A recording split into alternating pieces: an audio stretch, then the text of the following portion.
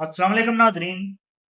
14 अगस्त 2025 ये आम 14 अगस्त की तरह नहीं थी, क्योंकि ये 14 अगस्त जो है वो हमने सिर्फ आज़ादी का जश्न नहीं मनाया, बल्कि मार्का हक में कामयाबी, एक पाक भारत जंग जो 2025 में मुनक्कद हुई, दुनिया की सबसे बड़ी एयरल फाइट और दुनिया की ये तकरीबन एक बड़ी जंगों में से एक जंग हुई है, जिसकी फतह का जश्न भी इस आज मनाया गया है।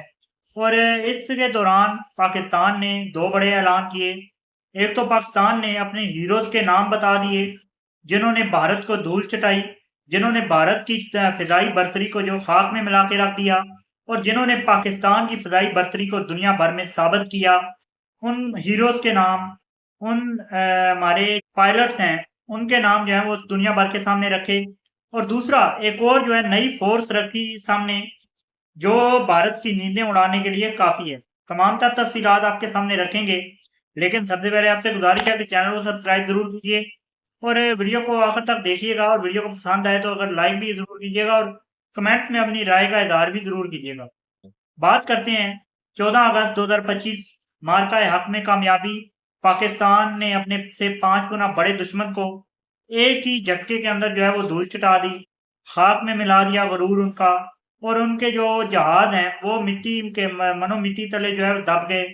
उनके एयर डिफेंस सिस्टम को तबाह किया, उनकी बेसिस को तबाह किया। और इस जंग के अंदर बहुत थोड़े दौरानिए के अंदर पाकिस्तान ने ये जंग जीती और दुनिया भर में अपनी ताकत का लोहा मनवाया, जिसे जो है वो लासेदार पार्ट ऑफ कम्बैट की सूरत में या फिर जो जहाज गिरे। लेकिन क्यों गिरे हमारे लिए ये इम्पोर्टेंट है, गिरे ये इम्पोर्टेंट नहीं है।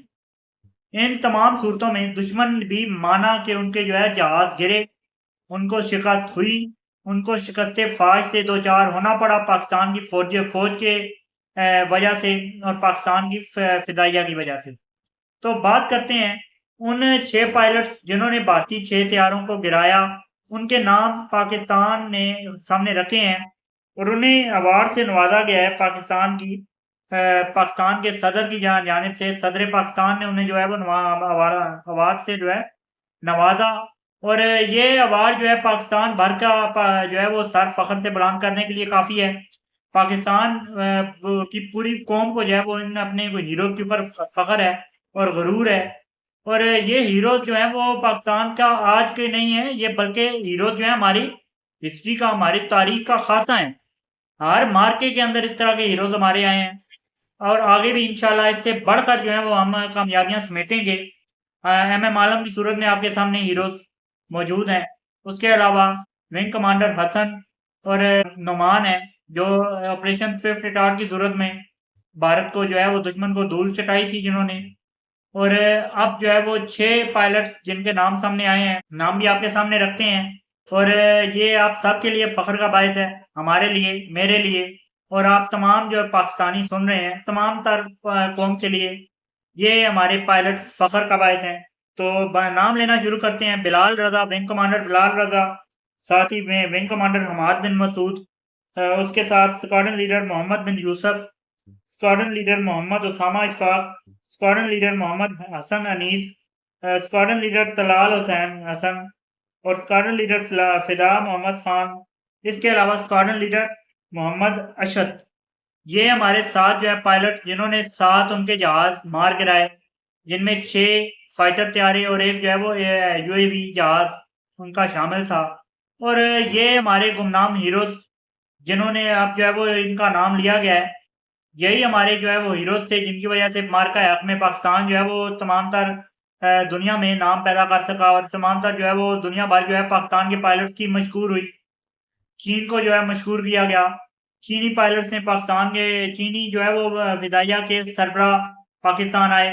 उन्होंने पाकिस्तानी पायलट्स के साथ अपनी पायलट्स की जो है वो ट्रेनिंग की ख्वाहिश जाहिर की और मशकों का जो है वो ख्वाहिश जाहिर की गई।